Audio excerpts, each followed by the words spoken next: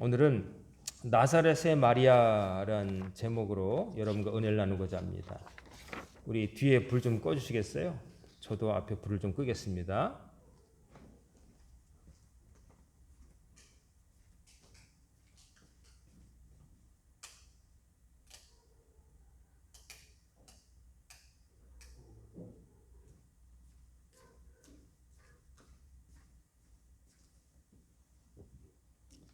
제가 지난달 참여했던 이스라엘 성지 순례에서 세 번째로 방문한 곳이 나사렛이었습니다.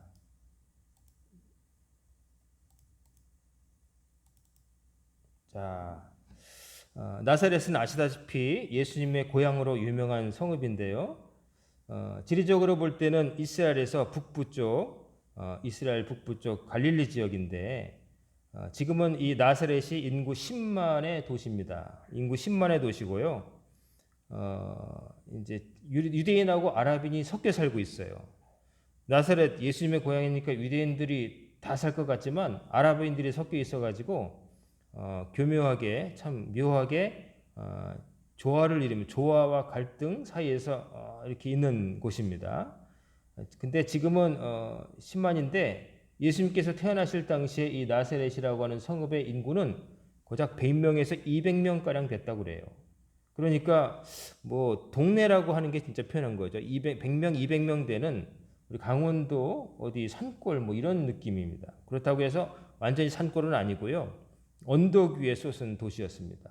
이게 언덕 위에 세워 있는데 요 예수님의 베들레헴에서 태어나셨지만 자라신 곳 그리고 그 부모인 요셉과 또 마리아가 자라난 곳이 베들레헴이 아니라 이 나사렛입니다.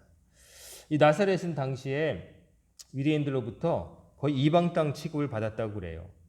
그래서 거기는 우리 땅이 아니다. 이방인들, 혈통적으로 다르고 종교적으로 다른 사람들이 사는 곳이다. 그랬으니 차별을 받았겠죠. 우리나라도 옛날에 저 북쪽 함경도 사람 뭐 이런 사람들을 등용하지 않고 뭐 약간 차별했었는데 오랑캐와 가깝다 뭐 이렇게 멸시했었는데 약간 그 비슷한 정서로 여겨지는 것이 하필 이 나사렛이었습니다.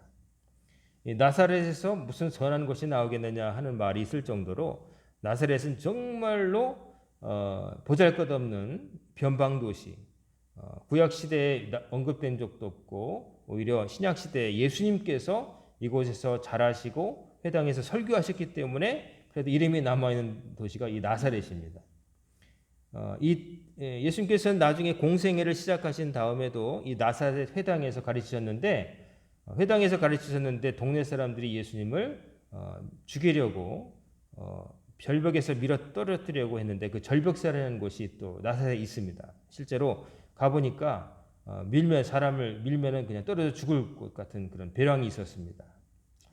오늘 본문인 누가복음 1장 26절부터 38절까지의 말씀은 나사렛에 살던 한 여인 마리아에게 천사 가브리엘이 나타나서 예수님을 잉태하게 될 것을 알려준 일을 전해주고 있습니다. 제가 이제 지난 9월 12일 이스라엘 성지를 참가했었는데 9월 12일 오전에 이 나사렛을 방문했습니다. 수태고지 기념교회를 방문했는데 지금부터 제가 이 휴대폰으로 찍은 사진을 보여드리면서 그 나사렛에서 있었던 일들 기념하는 교회와 그곳의 모습들을 좀 보면서 말씀을 드리도록 하겠습니다. 지금 첫 번째 사진 보이시죠? 이게 여기 보이는 제가 이게 화살표 움직이는 데가 마리아 수태고지 기념교회입니다. 즉 마리아가 천사 가브리엘로부터 예수님을 잉태한다는 그 소식을 들었던 마리아의 집터 위에 세워진 교회예요. 그러니까 이 교회 밑바닥에 지하에 마리아가 당시에 살았다고 전해지는 마리아의 집터가 있고요. 거기에다가 이제 처음에 그 로마의 콘스탄틴 황제의 어머니 헬레나라는 여인이 그리스도교로 개종을 해서 이 마리아를 굉장히 흠모했답니다. 그 콘스탄틴 그 황제의 어머니가 그래서 여기에 교회를 세웠고요. 나중에 그 교회가 있다가 뭐 여러 가지 이유로 파괴되었어요. 파괴되었다가 이제 지난 세기 20세기에 들어와서 다시 이렇게 아름다운 모습으로 재건이 된 겁니다. 이것은 이제 그날 전날 나사렛에 처음 도착해서 버스에서 내리자마자 제가 찍었습니다. 요 숙소가 이 교회에서 가까워가지고 버스가 내려서 맞은편에 보이길래 밤에 찍었는데 그 다음 사진을 보시면 이 교회가 있고요. 주변에는 이렇게 상가가 있습니다. 상가인데 이건 이스라엘 글자고요. 영어도 있고 뭐 좀 가면 아랍 글씨도 있고 막 그런데요. 이런 데는 이제 상가로 낮에는 막 장사를 하는 곳이에요. 유원지 비슷하게 막 별걸 다 팔아요. 커피도 팔고 뭐 상점도 많고요. 음료수도 팔고 옷도 팔고 뭐 그렇습니다. 근데 여기는 이제 그냥 좀 허연 창백한 조명이 있는 반면에 이 교회는 아름다운 황금빛 조명으로 이렇게 밤에도 아름답게 빛나고 있습니다.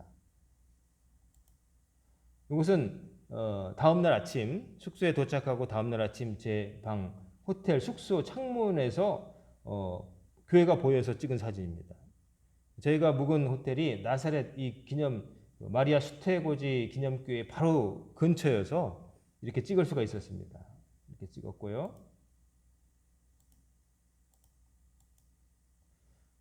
이게 정문입니다. 정문. 그 교회 다음날 아침 다른 순례객들이 엄청 많이 모여들 것을 예상하고 아직 열기도 전에 이른 시간에 갔어요. 그리고 아직 문이 닫혀 있잖아요. 그래서 그 전에 저희 팀이 먼저 갔던 겁니다.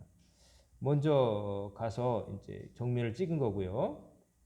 여기 보시면 이제 요원에 들어갔습니다. 들어갔더니 고양이가 사람은 없고 고양이 한 마리가 이제 나와서 이 이스라엘에는 개는 혼자 돌아다니는 것을 못 봤는데 고양이는 얼마나 이렇게 많은지 가는 곳마다 예루살렘에도 고양이, 뭐 시골에도 고양이, 도시에도 고양이, 고양이들이 많았습니다.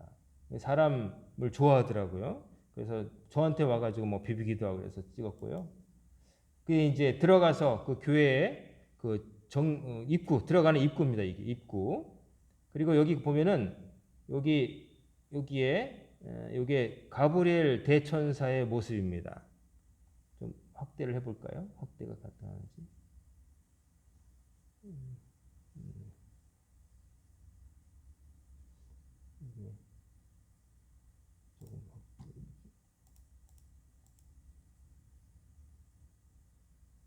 이게 제가 원래 여기 있군요. 여기 확대를 좀 해보겠습니다. 아이고.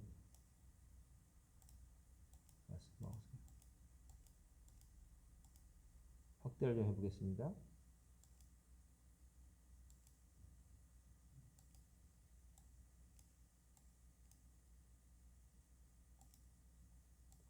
좀 보이시죠? 여기 꼭대기에 여기는 예수님을 이제 청동으로 예수님 형상을 꼭대기에 뒀고요. 요 왼쪽에 요것이 천사 가브리엘이 날개 달려서 이제 마리아에게 다가가는 장면이고 여기는 나사렛 시골 처녀 마리아가 천사를 보고 이제 맞이하는 장면입니다. 그래서 이게 마리아에게 예수님 잉태된 사실을 천사가 알린 교회다. 그래서 마리아 수태고지 기념교회라고 불리고 있고요. 요 밑에는 4명의 사람들이 이렇게 있는데요. 다 무슨 두루마리 책 같은 걸 들고 있는데 사복음서 마태, 마가, 누가, 요한 예수님의 삶과 가르침과 부활 생천을 기록한 복음서를 기록한 4명의 저자들 마태, 마가, 누가, 요한이 이렇게 벽에 새겨져 있습니다. 새겨져 있고 요 밑에 요 띠처럼 이렇게 글씨가 이렇게 되어 있는데요. 요거는 요한복음 1장에 있는 말씀이 육신이 되어 우리 가운데 거하셨다. 즉 하나님의 말씀이 육신이 되어 실제로 예수님으로 인간의 몸을 입으시고 이 땅에 태어나신 거 예수님을 가리켜서 한 그 말씀을 라틴어 성경을 이렇게 띠로 이렇게 글을 이렇게 여기 새겨 놓은 겁니다. 그래서 들어가자마자 이런 게 있고요. 그 다음에 그 정문 옆에 작은 화단이 있는데 꽃이 예뻐서 찍었습니다. 이게 무슨 꽃인지 몰랐는데요. 이거 확대해 보니까 장미의 일종인 것 같습니다. 가시가 엄청 있는 걸 보고 이제 장미 같습니다. 좀 우리나라 장미하고는 조금 다른데요. 이게 이렇게 이스라엘 땅에는 뭐든지 가시가 있는 나무가 많더라고요. 가시가 많고 예수님 이마에 씌웠던 가시면류관으로 쓰였던 나무를 봤는데 그 가시는 너무 흉측해서 야 그걸 어떻게 예수님 머리에 씌웠나 싶을 정도로 그런 나무도 보고 왔습니다. 이런 게 있고요. 그 다음에 이제 교회 그 정문으로 들어가면 이게 문인데요. 이제 반으로 열립니다. 요 청동문으로 여겨지는데 이 청동문에 예수님의 그 일생이 요 6개 요 부조 새겨진 걸로 요약되어 있어요. 가까이 좀 확대해서 좀 설명드리면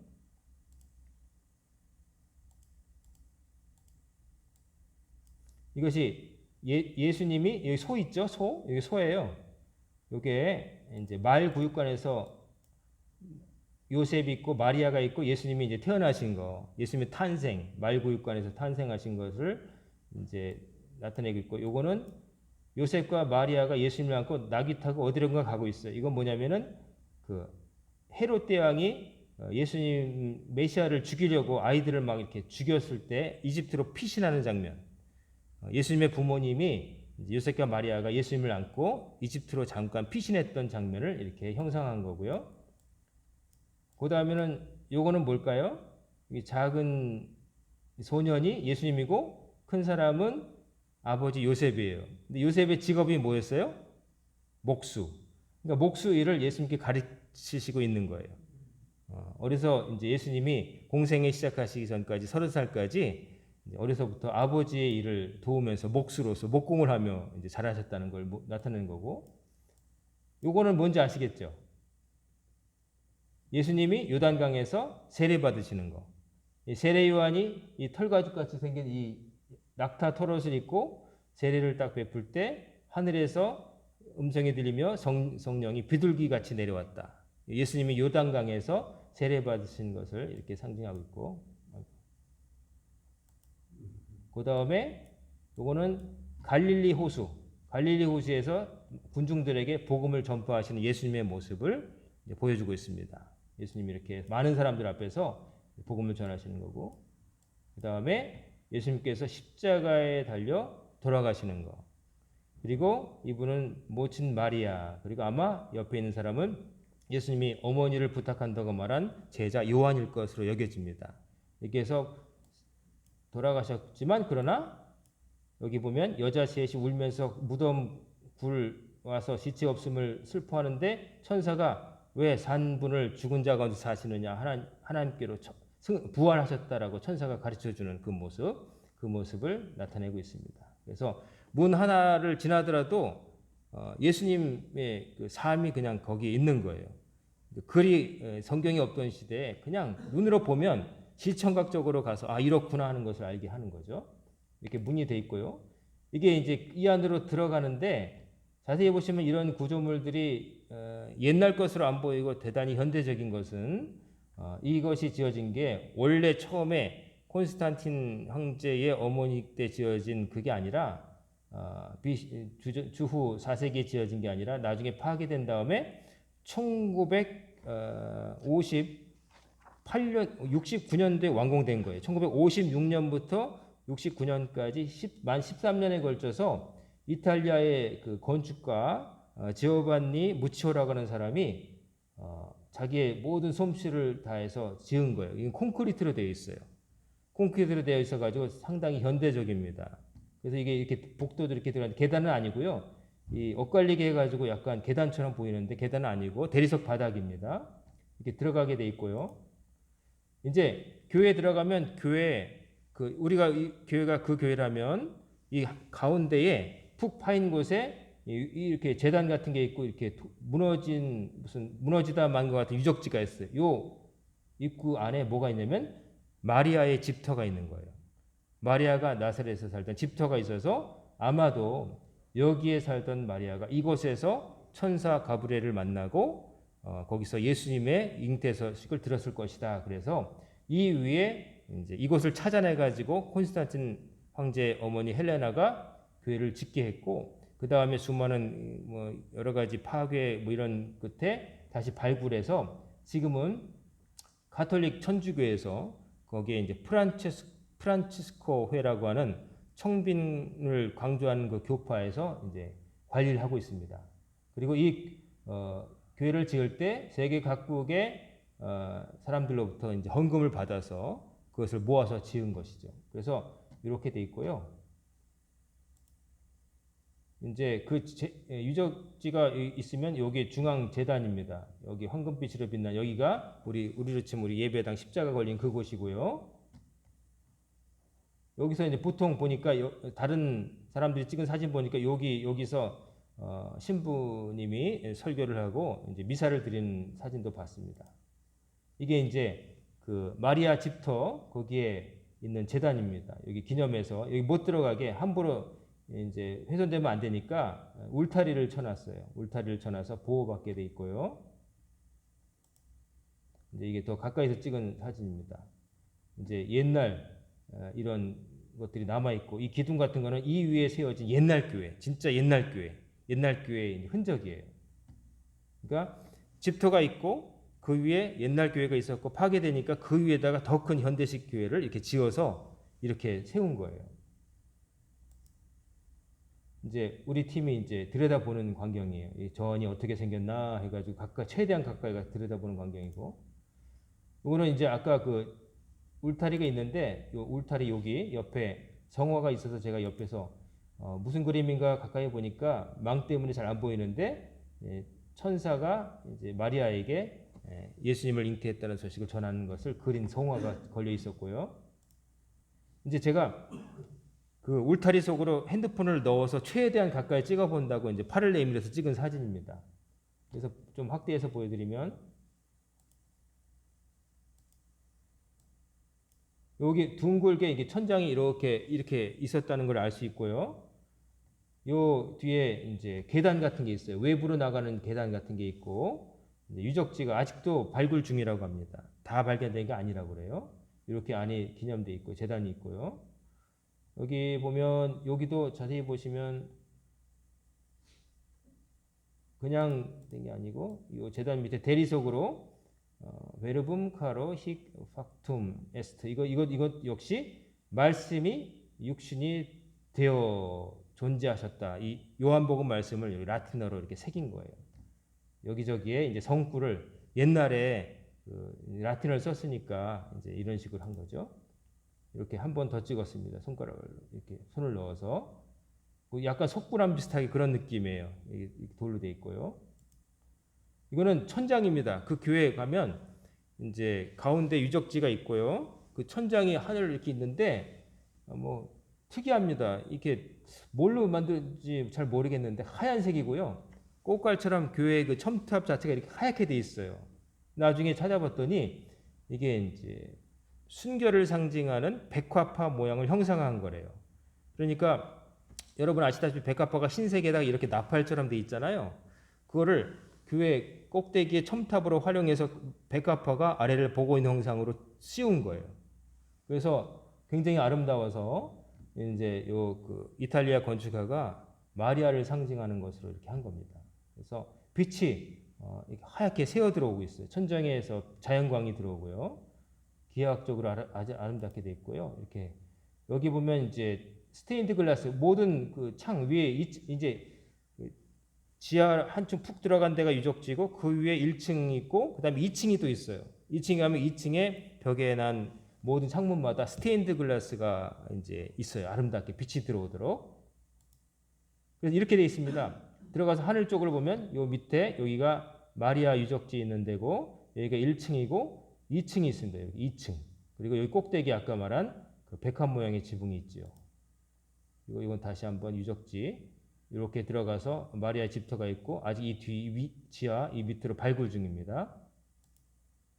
아직 그래서 막 이건 뒤편에서 여기가 마리아 정면이고 요 뒤가 이제 뒷면 발굴 중인 부분들. 그리고 2층으로 올라가는데 창문에 그냥 이게 등불 같은데 이게 입체적으로 무슨 보석이 박힌 것처럼 이렇게 돼 있어요. 어떻게 그렇게 했는지 모르겠지만 아마 등불인 것 같은데 묘한 창문, 아름다운 창문에서 찍은 거고 이제 모든 창문이 이렇게 조그맣게 큰 데든지 작은 데든지 다 스테인드 글라스가 있어서 빛이 들어오면 이렇게 아름답습니다. 다 이렇게 스테인드 글라스가 있고요. 이거는 1층 말고 2층에 올라가면 또 이런 예배당이 있고 거기에 또 제단에 거대한 이제 프레스코화가 있어요. 여기 벽에다가 이제 그림인데 가까이서 좀 찍지를 못했는데 여기 보면은 확대해 보면 이제 너무 빛나가지고 빛이 많이 들어와서 그래도 좀 보이긴 하네요. 자, 여기 왼쪽에 있는 분이 예수님이고 여기 나란히 있는 사람이 베드로입니다.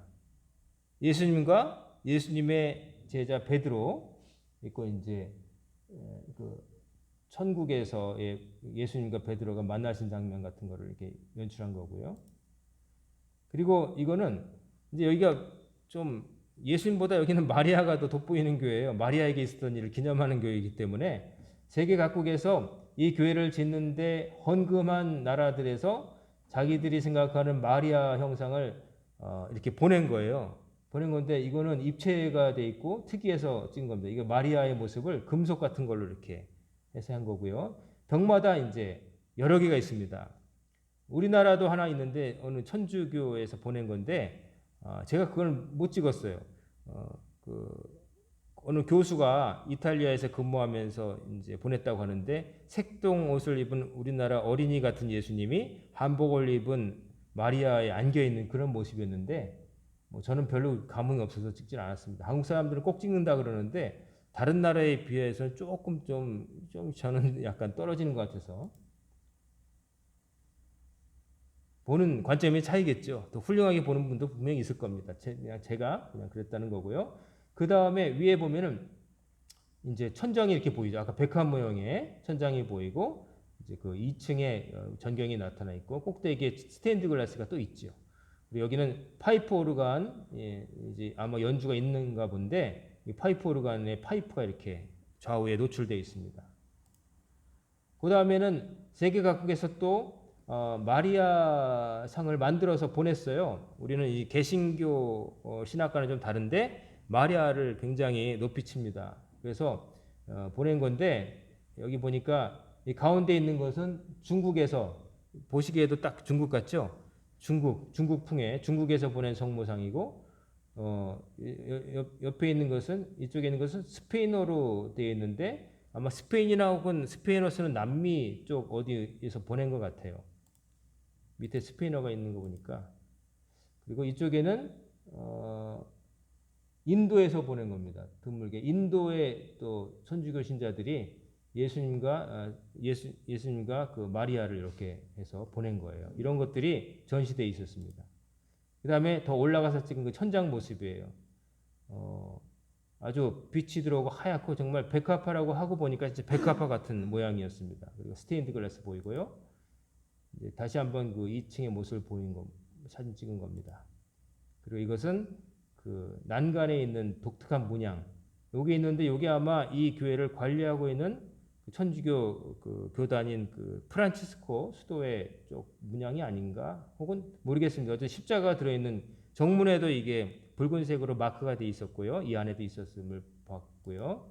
그다음 이것도 역시 이제 이 교회를 짓는데 후원했던 나라에서 보낸 건데 이건 멕시코에서 보낸 성모 모양입니다.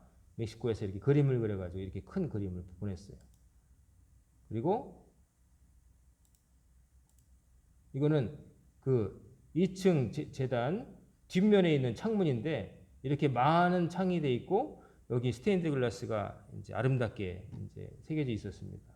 그리고 이 오른쪽에 있는 이 그림을 제가 마음에 들어서 이렇게 했는데 예수님이 계시고 예수님 밑에 무릎 꿇고 이제 엎드려서 향 옥합을 깨뜨려서 그 기름으로 예수님 발을 닦는 여인, 그 여인의 모습이 있죠.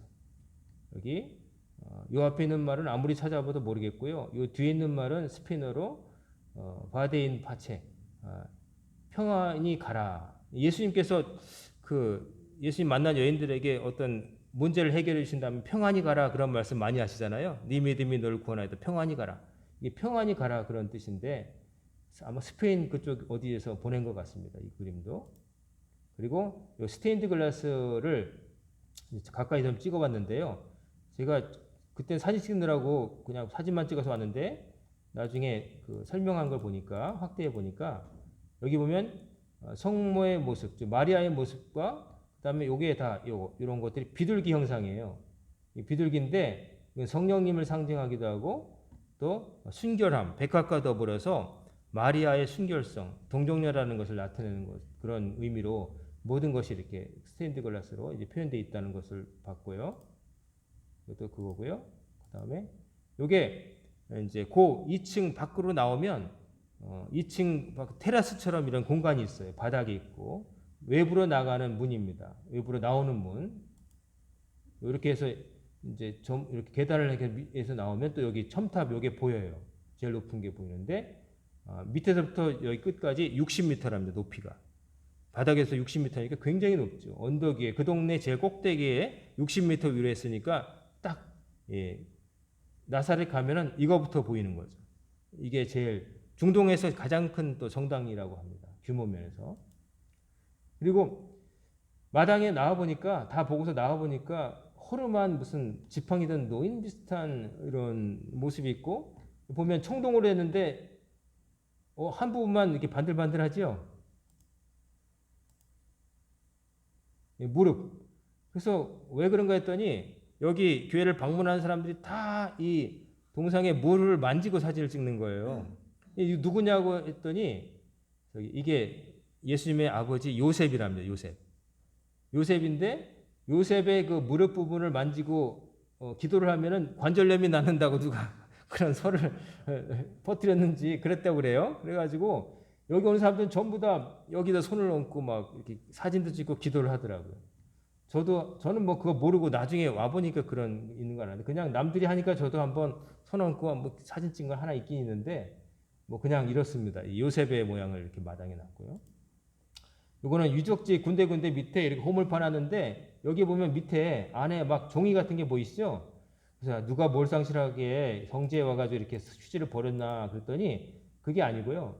여기 오는 신자들이 자기의 간절한 기도를 글로 적어서 이렇게 적어가지고 요 틈에 넣는 거예요. 원래 유적지의 모습을 좀 조금 보라고 뚫어놨는데 사람들은 저기에다가 내 기도를 적어서 이렇게 던져놓으면 기도가 더 절실하고 하나님께 받아들여지겠지 이런 마음을 가지고 여기다가 하지 말라고 해도 그냥 종이에 적어가지고 이제 넣는 거예요. 이렇게 여러 가지 종이에다가 이제 어떻게 보면 뭐 그게 무슨 의미가 있어 그러지만 그게 어떤 개인에게는 간절함을 바라는 사람에게는 의미가 있다고 봐줘요. 그게 뭐 누구나 그렇게 하십시오 할 건 아니지만 그럴 정도로 간절하다는 거죠. 하나님께서 내 기도를 좀 들어주시길 바라는 마음으로 이곳은 다른 곳과 다르다는 생각을 가지고 이렇게 했다는 거죠. 그리고 이것은 지금도 발굴 중인 계단 안에 요 안에도 밑에 담배꽁초처럼 보이지만 그게 아니라 종이를 꼬깃꼬깃 자극해가지고 이렇게 던져 넣는 거예요. 제 기도를 좀 들어주세요 하나님 이러면서 여기다 넣는 거예요. 여기 보면 밑에 막 떨어져 있죠. 여기 다 꼬깃꼬깃한 게 쓰레기가 아니라 다 기도가 적혀 있는 종이들이에요. 우물터 같이 뭐 이렇게 있고요. 여기 여기는 요건 이스라엘 돈인데 돈도 집어넣은 사람도 있었나 봐요. 그래서 더 자꾸 집어넣으니까 이렇게 더 촘촘하게 못 집어넣겠는데 그래도 많이 있는 것 같아요. 그리고 이거 마당에 있던 나무고 요거는 교회 벽면에 어린 예수님 그리고 마리아와 요셉이 이제 세 식구가 함께 있는 모습을 이렇게 형상한 건데 예수님 모습이 아주 귀엽게 이렇게 조각돼 있어요. 아주 실감나게 이렇게 있어서 대리석으로 했는데 아주 보시죠. 예수님이 손 벌리고 있죠. 어린이 예수님이 이렇게 있는 모습이 바깥에 있습니다. 이건 바깥에 외부 부속 건물이고요. 여기 종려나무 이렇게 있고 첨탑이 보입니다. 그리고 마당에는 또 이런 청동상이 있는데 이건 뭐냐면 아프리카에서 보내온 겁니다. 아프리카 여러 나라들이 남아프리카 공화국, 짐바브웨 뭐 여러 그 아프리카에도 이제 기독교를 믿는 사람들이 있는데 여기 놀란 마리아가 놀라가지고 깜짝 놀라가지고 있고 천사 가브리엘이 손을 하늘로 가르치면서 하나님께서 너에게 은혜를 입히셨다. 이제 이런 설명을 하는 그 형상된 조각입니다. 그리고 아직도 이제 발굴 중인 집터 근처 나사렛이라고 가는 동네가 오래된 동네이기 때문에 지금도 계속 파면은 그 밑에서 이제 이런 사람들의 주거지 당시 어떻게 살았는지 하는 것들이 이렇게 나온다고 하죠. 이렇게 해서 이게 정원 한번 찍고 이제 나왔습니다. 불을 다시 켜주세요.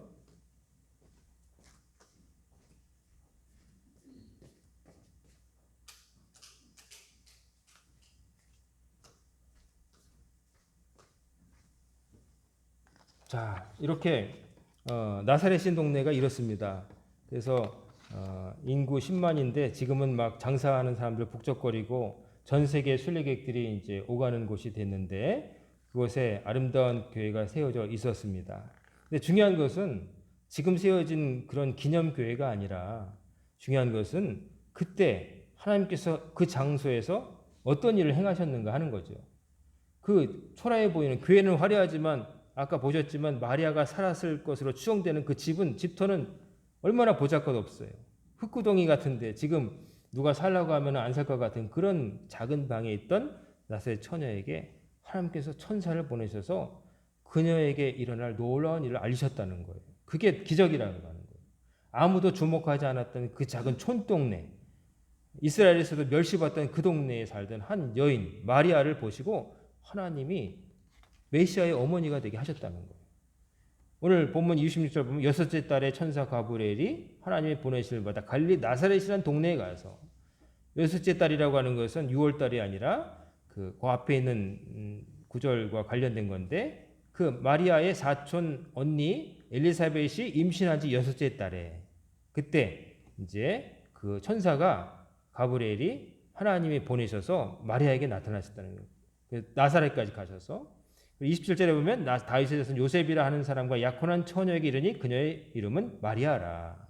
자, 마리아라는 여인이 나사렛 촌동네에 살고 있었는데 이 여인은 약혼자가에 있는 요셉이라고 하는 청년과 약혼한 사이였다는 거죠. 그리고 천사가 그 마리아의 집에 들어가서 은혜를 받은 자의 평안할지어다 주께서 너와 함께 하시도다 하는 인사를 건네요. 근데 좋은 말이잖아요. 은혜를 받은 자여 평안할지어다 샬롬 하고 인사한 거예요. 그리고 주께서 너와 함께 하시다 하니까 29절에 보면 처녀가 그 말을 듣고 놀라 이런 인사가 어찌함인가 생각하며 갑자기 모르는 남자 형상에, 성경에 보면은 천사는 예수님 부활했을 때 보면 흰 옷을 입은 청년과 같다고 되어 있거든요. 그런 형상으로 나타났으니 얼마나 놀랐겠어요. 인사말보다도 존재 자체가 천사를 처음 봤을 거 아니겠어요. 그러니까 놀라죠. 그리고 이런 인사를 이 신비스러운 존재가 왜 하지? 그랬을 때 3절에 보면 천사가 마리아가 떠는 걸 보니까 무서워하지 말라. 네가 하나님께 은혜를 입었느니라. 앞에서도 은혜를 입었다. 지금도 은혜를 입었다. 두 번 연속 얘기하죠. 그 은혜가 특별하다는 거예요. 그냥 인사치레로 하는 은혜를 입었다. 그런 말이 아니라 진짜 특별한 은혜를 입었다. 너에게 놀라운 일이 생길 것이다. 그러면서 내용을 설명해 준 게 31절부터 33절이에요. 그게 뭐냐면 보라 내가 잉태의 아들을 낳으리니 그 이름을 예수하라. 그가 큰 자가 되고 지극히 높으시니 아들이라 일컬어질 것이요 주 하나님께서 그 조상 다윗의 왕위를 그에게 주시리니 영원히 야곱의 집을 왕으로 다스릴 것이며 그 나라가 무궁하리라. 자, 이 내용을 딱 듣고서 마리아가 한 번에 딱 접수를 할 수 있었을까요? 아, 무슨 내용이구나. 그런 말씀 하려고 오셨어요? 라고 할 리가 없죠. 지금 천사가 나타나서 정신이 없어요. 그리고 다른 얘기, 중요한 말씀이 있죠. 예수님을 낳을 거고 큰 자가 되고 메시아가 되고 왕국이 있고 뭐 다윗의 왕과 뭐 영원하고 뭐, 근데 여러분이 마리아 같으면 그런 말이 들렸겠습니까? 마리아 입장에서는 뭐가 제일 들리냐면 네가 잉태하여 아들을 낳을 것이다 하는 말이 충격으로 다가오는 거예요. 왜냐하면 아직 약혼자가 있는데 이 당시에 유대 풍습을 보면 이제 A란 남자와 B란 여자가 약혼을 합니다. 그러면 1년 동안 같이 안 살아요. 신부는 신부대로, 신랑은 신부대로 같이 살다가 1년 후에 정식 결혼해서 살림을 합치는 거예요. 지금 마리아는 요셉이라고 하는 그 정혼자와 약혼한 사이에서 사실은 정혼만 하더라도 유부녀가 되는 거예요. 근데 아직 살림을 합치도 않았는데 아기를 낳을 거라고 하니까 이게 얼마나 어떻게 보면 망측스러운 일이에요. 두 가지 경우예요. 하나는 정혼자인 요셉과 몰래 만나서 육체 관계를 먼저 맺는 거예요. 그러니까 우리로 치면 요즘 속도 위반 같은 거죠. 그런 경우에 뭐 어차피 결혼할 사람이니까 뭐 사형에 처하고 그런 일은 없겠지만 그러나 망신당하는 거예요. 아유, 행실이 좋지 않아. 결혼 생활 본격적으로 하기 전에도 이게 망신이 되는 거예요. 다른 두 번째 경우는 더 심각한 거죠. 정혼자 아닌 딴 외간 남자와 정을 통해서 아기를 낳는다. 이거는 모세 율법에 의하면은 돌에 맞아 그 처형당하는 거였어요. 그러니 마리아의 귀에는 다른 것도 다 들었지만 처녀인 내가 아기를 낳는다. 그 말이 충격으로 다가온 거예요. 그러니까 34절에 보면 마리아가 천사에게 말하되 나는 남자를 알지 못하니 어찌 이 일이 있으리이까. 마리아가 천사에게 말하기를 나는 남자를 알지 못하니 어찌 이 일이 있으리이까. 이 도무지 이해가 안 되는 거죠. 제가 아직 남자를 알지 못하는데 정혼자가 있지만은 한 살림 차린 것도 아닌데 제가 그렇다고 해서 외간 남자와 부정한 일을 저지른 것도 아닌데 무슨 아기가 있겠습니까? 솔직한 기본적인 질문을 한 거예요. 그러니까 천사가 설명을 해줍니다. 이해를 하는 거죠. 누구든지 이런 경우 당하면 이럴 수 있잖아요. 그러니까 천사가 대답하여 이르되 성령이 내게 임하시고 지극히 높으신 이의 능력이 너를 덮으시리니 이러므로 나실 바 거룩한 이는 하나님의 아들이라 일컬어지리라. 그러면서 보라 내 친족 엘리사벳도 늙어서 아들을 배웠느니라. 본래 임신하지 못한다고 알려지니까 이미 6달이 되었나니 대저 하나님의 모든 말씀은 능하지 못하심이 없느니라. 자, 천사가 말합니다. 성령이 너에게 임하시고 지극히 높으신 분, 하나님의 능력이 너를 덮으시는데 그러면 너는 아기를 낳을 것이고 하나님의 아들이라, 즉 메시아를 네가 낳게 될 것이다. 그리고 아직도 못 믿어하는 마리아를 설득, 확신을 주려고 네가 네 사촌 언니 엘리사벳 있지? 알죠, 당연히. 나이가 많아서 애 못 낳는 거 알고 있지. 너무나 잘 알죠. 그런데 임신해서 하나님의 능력으로 임신해서 벌써 임신 6개월 차야.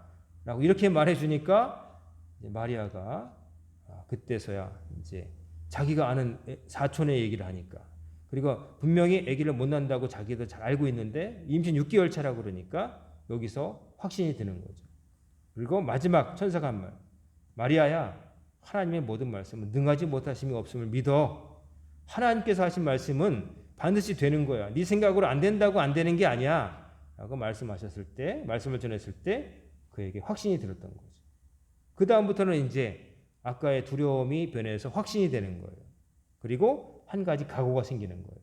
내가 비록 처녀로서 잉태를 하게 되는데 사람들은 그것을 두고 별소리를 다 하겠지만 하나님의 능력으로 내가 된다고 하니 그걸 믿으니까 내가 그 다음에 쏟아지는 비난과 오해는 감수하겠다고 하는 각오가 생기는 거예요.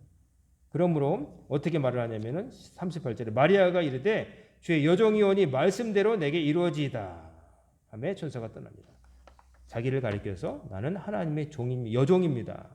이건 뭐냐면 주인이신 하나님이 하라 하면 하는 게 내 처지이니 메시아를 낳아라, 내가 널 택했다 그러면 아멘하고 자기는 받을 뿐이라는 거고, 그리고 그 일 때문에 어떠한 대가를 치르게 될지라도 하나님께서 나에게서 행하신 일이니 사람들의 이해와 납득이 필요 없고 그냥 무슨 일이든지 감당하겠다. 요셉에게도 어떻게 설명을 하겠어요? 여러 가지 일들이 있잖아요. 정혼자에게도 설명해야 되고 어머니 아버지에게 집안 망신이다, 뭐 생실이 어떠니, 뭐 사람들이 별 얘기 다 나는 감수하겠다, 이런 믿음의 고백이 나오는 거예요. 자, 우리가 사진으로 이렇게 본 그 나사렛의 작은 그 방, 그 집에서 하나님의 천사 가브리엘이 찾아가서 처녀, 그 순박한 처녀 마리아를 택하셨어요. 하나님이 아무나 사람을 택하지는 않으실 거 아니겠어요? 메시아를 낳을 육신의 부모, 아무나 택하지 않았을 거예요. 나사렛의 마리아, 이런 믿음이 있었던 거예요. 물론 인간이기 때문에 처음에 대천사 가브리엘을 통해서 전해지는 하나님의 말씀을 한 번에 납득 못했지만 그 말씀을 듣고 깨닫고 대화하는 가운데 나는 주님의 여종이오니 주께서 말씀하신 대로 내게 이루어지이다. 어떤 일이 있어도 감수하겠습니다. 하나님의 말씀이 그대로 이루어질 걸 믿습니다 하는 믿음으로 나아갔다는 거예요. 거대한 아까 보여드린 아름다운 교회도 멋지고 그 다음에 사람들이 오가면서 거기에 드나드는 것도 대단해 보이고 그러지만 중요한 것은 그 장소가 아니라 거기서 일어났던 사건이에요. 바로 나사렛의 마리아의 믿음, 하나님께서 메시아를 낳을 모친으로 택한 마리아의 그 믿음, 주는 여종이오니 말씀대로 저에게 이루어지리다. 어떤 일이 있어도 따를 것이고 그것을 위해서 지불해야 될 대가를 두려워하지 않는다라고 하는 믿음, 그 믿음이 가장 귀한 것이죠. 바라옵기는 여러분과 저에게도 나사렛의 마리아에게 있었던 그 믿음, 우리는 주님의 종이오니 주께서 말씀하신 바가 우리에게 이루어지리다 라고 믿고 나아가고 순종하며 주님의 말씀이라면 확신하고 의심하지 아니하고 순종하며 나아가는 여러분과 제가 되기를 주의 이름으로 축원합니다. 아멘. 기도하겠습니다. 사랑과 은혜가 충만하신 아버지 하나님, 그 옛날 2000년 전에 나사렛의 작은 집에 살던 마리아를 택하셔서 메시아를 낳는 귀한 사명을 감당하게 하신 그 믿음을 보면서 저희들도 그런 믿음을 본받아 마리아의 믿음으로 살아갈 수 있도록 도와주옵소서. 저희들은 주님의 종이오니 주이신 하나님께서 말씀하신 바가 다 이루어질 줄로 믿습니다. 하나님께서 약속하신 바를 믿어 의심치 않으며 그 말씀을 지켜 살 때 어려움이 있어도 이겨내게 하시고 하나님께서 약속하신 복을 다 누리는 영광, 주님께 영광을 돌리는 주의 자녀들이 다 되게 하여 주시옵소서. 예수님의 이름으로 간절히 기도드리옵나이다. 아멘.